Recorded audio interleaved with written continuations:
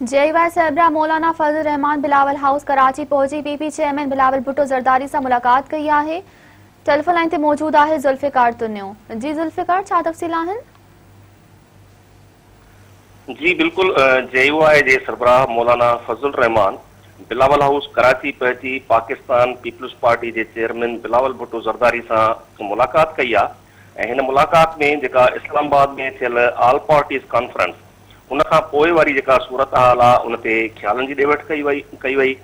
ॿिन्ही अॻवाननि विच में इहा जेका थियल मुलाक़ात आहे उन दौरान इन मुलाक़ात में मुल्क जी मौजूदा सियासी सूरत हाल तोड़े हुकूमत ख़िलाफ़ जेका अपोज़िशन जी ऐलान तहरीक आहे उन तहरीक वारनि मामलनि ते बि गौर वीचार कयो वियो आहे।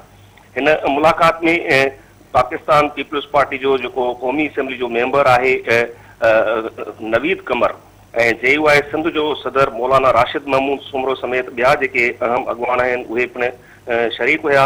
ॿिन्ही अॻवाननि विच में जेका मुलाक़ात हिन वक़्तु बि जारी आहे बिलावल हाउस कराची ते।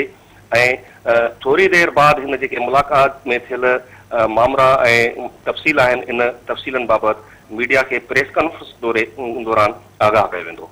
जी जुल्फिकार, मां जी मेहरबानी।